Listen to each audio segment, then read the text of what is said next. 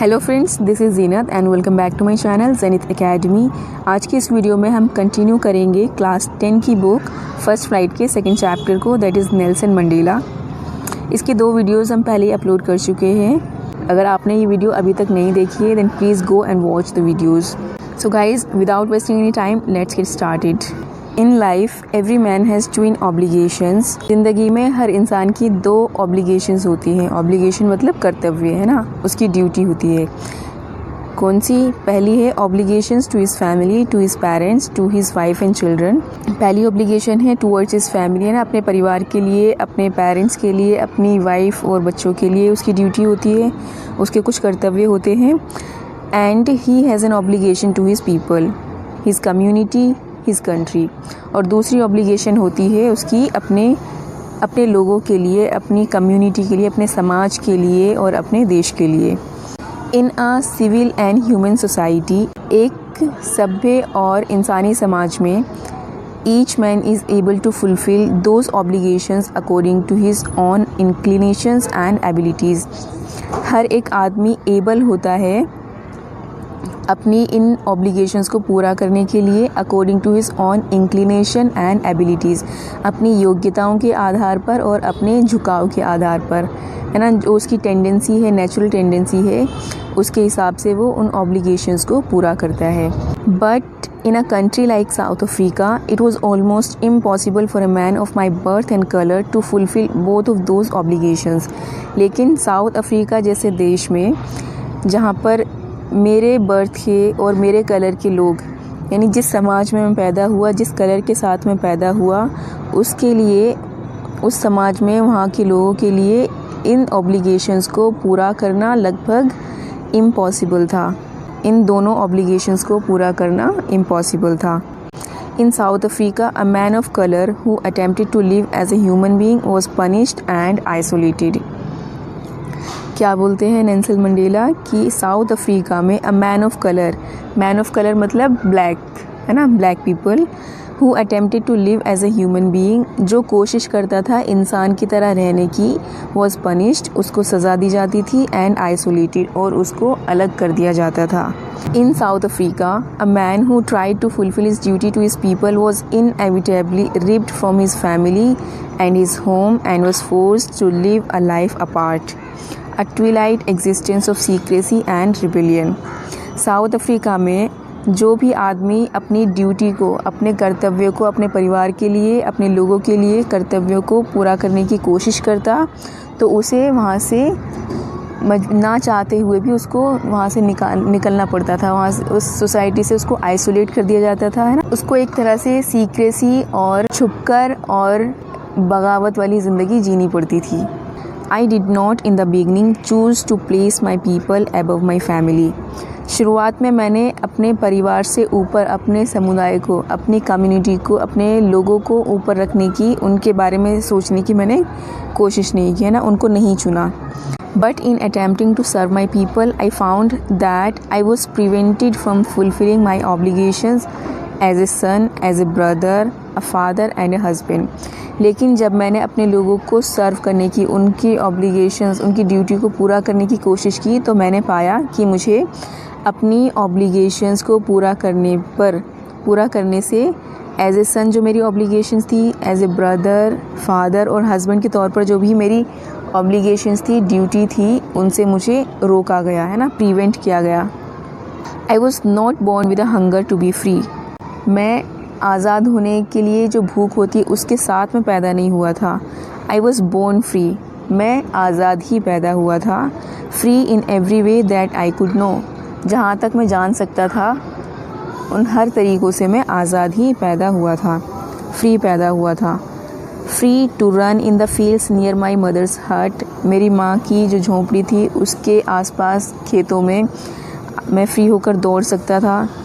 Free to swim in the clear stream that ran through my village, मेरे गांव से होकर जो नदी बहती थी वहाँ पे मैं आज़ादी से तैर सकता था।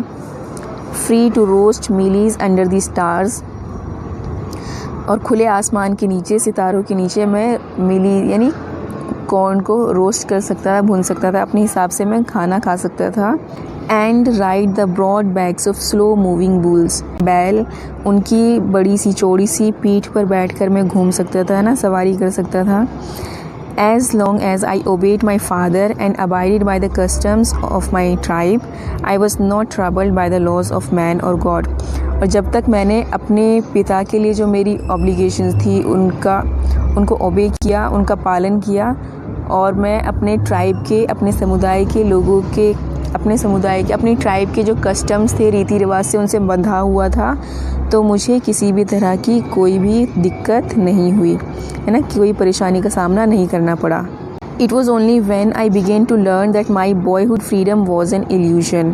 कुछ टाइम के बाद ही, इसके बाद ही मैंने ये सीखना शुरू कर दिया कि मेरा बॉयहुड फ्रीडम जो था, लड़कपन की जो मेरी आज़ादी थी, वो सिर्फ एक इल्यूजन था, है ना। इल्यूजन मतलब मोह माया, भरम था, मेरा नज़र का धोखा था। When I discovered as a young man that my freedom had already been taken from me, उस वक्त मुझे एहसास हुआ, मैंने डिस्कवर किया कि मेरी आज़ादी को पहले ही मुझसे छीना जा चुका है। That I began to hunger for it, और फिर मुझे उसके लिए भूख पैदा हो गई मुझ में, है ना, उस आज़ादी के लिए। At first as a student I wanted freedom only for myself. शुरुआत में स्टूडेंट के तौर पर मुझे सिर्फ अपने लिए आज़ादी चाहिए होती थी। The transitory freedom of being able to stay out at night. Transitory मतलब not permanent, temporary freedom, ताकि मैं रात को बाहर घूम सकूं, वो आज़ादी चाहिए थी। Read what I pleased, जो मुझे पसंद हो वो मैं पढ़ सकूं। And go where I chose, और जहां मैं चाहूं वहां जा सकूं, ये ट्रांजिटरी फ्रीडम मुझे चाहिए थी। Later as a young man in Johannesburg, I yearned for the basic and honorable freedoms of achieving my potential. और फिर बाद में as a young man Johannesburg में मैं अपनी बेसिक और ऑनरेबल, एक रेस्पेक्टफुल और आधारभूत फ्रीडम के लिए मैं तड़पने लगा। यर्न मतलब तड़प, लालसा, है ना, उसके लिए मैं रोने लगा कि मुझे आज़ादी दी जाए, मुझे अपने पोटेंशियल को अचीव करने में। ऑफ अर्निंग माई कीप, कि मैं अपना पेट पालने के लिए कमा सकूं। Of marrying and having a family, और शादी करके अपना परिवार बना सकूं। ये सब मुझे आज़ादी चाहिए थी। The freedom not to be obstructed in a lawful life, कानूनी ज़िंदगी में ऑब्स्ट्रक्ट ना किया जा सके, ऐसी मुझे आज़ादी चाहिए थी जिसमें कोई रुकावट ना हो, जिसको ऑब्स्ट्रक्ट ना किया जाए। But then I slowly saw that not only was I not free, but my brothers and sisters were not free. और फिर धीरे धीरे मैंने ये देखा, मुझे एहसास होने लगा कि ना सिर्फ मैं ही आज़ाद नहीं था, मैं ही फ्री नहीं था, बल्कि मेरे भाई बहन, मेरे आसपास के लोग, मुझ जैसे लोग भी आज़ाद नहीं थे, फ्री नहीं थे। I saw that it was not just my freedom that was curtailed. मैंने देखा कि सिर्फ मेरी ही आज़ादी को छीना नहीं गया था। curtail मतलब रिड्यूस करना, है ना, कम कर देना। But the freedom of everyone who looked like I did, बल्कि मेरे जैसे जो भी लोग थे, जो मेरे जैसे दिखते थे, उन सब की आज़ादी को भी curtail कर दिया गया था, रिड्यूस कर दिया गया था, छीन लिया गया था, कम कर दिया गया था। That is when I joined the African National Congress, और तभी मैंने अफ्रीकन नेशनल कांग्रेस ज्वाइन की। And that is when the hunger for my own freedom became the greater hunger for the freedom of my people. और उसी वक्त वही चीज़ थी जिसने मेरी भूख, जो आज़ादी के लिए भूख थी मेरी, वो किस में बदल गई, मेरे लोगों की आज़ादी के लिए भूख में। वो भूख और भी ज़्यादा बढ़ गई, मेरे लोगों की आज़ादी के लिए भूख जो थी वो और भी ज़्यादा बढ़ गई। It was this desire for the freedom of my people to live their lives with dignity and self-respect that animated my life.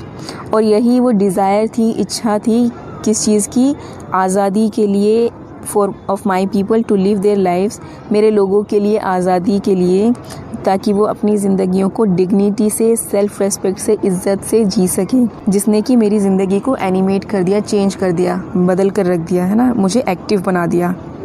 That transformed a frightened young man into a bold one, और जिसने एक डरे हुए आदमी को, frightened young man को किस में कन्वर्ट कर दिया, बोल्ड आदमी में, है ना, निडर बना दिया। That drove a law abiding attorney to become a criminal, और जिसने मुझे एक लॉ अबाइडिंग अटॉर्नी, यानी एक ऐसे आदमी से जो कि कानून का अच्छे से पालन करता था, उससे किस में कन्वर्ट कर दिया, उसको क्रिमिनल के तौर पर लाकर खड़ा कर दिया सामने। That turn a family loving husband into a man without a home, और जिसने बदल दिया एक फैमिली लविंग हस्बैंड को एक ऐसे आदमी में जो कि बिना घर का हो, होमलेस बना दिया। That forced a life loving man to live like a monk, और जिसने लाइफ लविंग मैन को, एक ऐसे आदमी को जो ज़िंदगी से प्यार करता हो, उसको एक मॉन्क की तरह ज़िंदगी गुजारने पर मजबूर कर दिया। एक ऐसे आदमी, मॉन्क मतलब साधु संत है ना, भिक्षु, जो जिनको दुनियादारी से कोई मतलब नहीं होता, उस तरीके से मुझे ज़िंदगी जीने पर मजबूर कर दिया। I am no more virtuous or self sacrificing than the next man, मैं कि जो लोग मेरे साथ स्ट्रगल कर रहे थे, संघर्ष कर रहे थे, लड़ रहे थे, उनकी तरह मैं वर्चुअस नहीं था और सेल्फ सेक्रीफाइसिंग नहीं था। अपने आप को इतना बड़प्पन नहीं था मेरे अंदर कि मैं अपनी ज़िंदगी निछावर कर दूँ। बहुत ही सदाचारी नहीं था मैं। But I found that I could not even enjoy the poor and limited freedoms I was allowed when I knew my people were not free, लेकिन मैं उस छोटी सी लिमिटेड फ्रीडम को, बहुत ही कम फ्रीडम को भी एंजॉय नहीं कर सकता था, जबकि मैं ये जानता था कि मेरे लोग आज़ाद नहीं हैं। तो फिर मैं खुद उस आज़ादी को कैसे एंजॉय कर सकता था। Freedom is indivisible, freedom indivisible होती है, यानी उसको बांटा नहीं जा सकता कि थोड़ा तुम ले लो, थोड़ा तुम ले लो। The chains on any one of my people were the chains on all of them, किसी एक इंसान पर जो भी बंदिश, चेन्स मतलब यहाँ पर बंदिशें है ना, किसी एक इंसान पर भी कोई अगर बंदिशें थी तो वर the chains on all of them, तो सभी लोगों पर थी बंदिशें, किसी एक पर नहीं थी। The chains on all of my people were the chains on me, और बाकी सभी लोगों पर जो बंदिशें थी वो बंदिशें सब मुझ पर भी थी, यानी कि मैं खुद को बाकी से अलग नहीं कर सकता था। अगर वो लोग लाचार थे, मजबूर थे, तो उस तरह से मुझे भी फील होता था, मैं भी उसी कैटेगरी में था। I knew that the oppressor must be liberated just as surely as the oppressed, और मैं जानता था कि ऑपरेस्ड को, यानी जिस इंसान पर जुल्म हो रहा है, जिसको दबाया जा रहा है, उसको आज़ाद तो करना है, लिबरेट करना है ही, उतना ही ज़रूरी है उस इंसान को भी लिबरेट करना जो ऑपरेस कर रहा है, दबा रहा है। यानी ऑपरेस्ड के साथ साथ ऑपरेसर को भी लिबरेट करना ज़रूरी है। जो इंसान जुल्म कर रहा है ना, जो इंसान दबा रहा है, उसको भी आज़ाद करना उतना ही ज़रूरी है। A man who takes away another man's freedom is a prisoner of hatred, क्यों? क्योंकि अ मैन, वो आदमी जो दूसरे इंसान की आज़ादी को छीनता है, वो भी तो एक तरह से कैदी है ना, प्रिजनर ऑफ हेट्रेड है। उसके अंदर भी वो भी तो नफ़रत में कैद हुआ है, नफ़रत की बंदिशों में बंधा हुआ है वो भी। He is locked behind the bars of prejudice and narrow mindedness, और वो लॉक है ना, बंद है किसमें? Behind the bars of prejudice.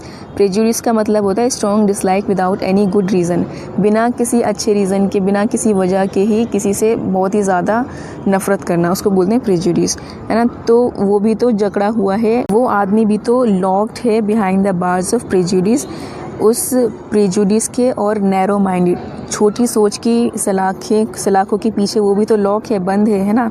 तो उसको भी आज़ाद करना है। आई एम नॉट ट्रूली फ्री, मैं सच्चे तौर पर आज़ाद नहीं हूँ।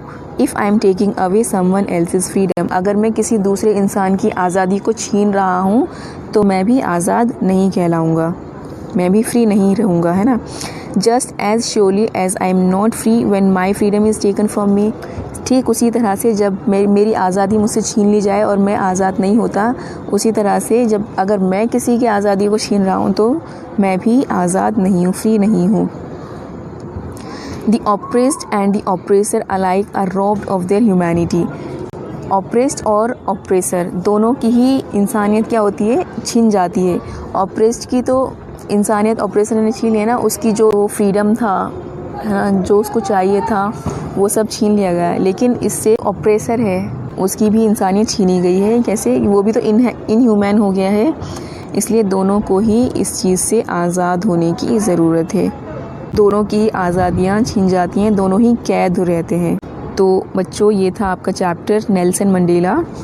I know it's a very complicated chapter, if you read it through lines तो आपको समझ आएगा है ना, और आपको इसमें इंटरेस्ट आएगा।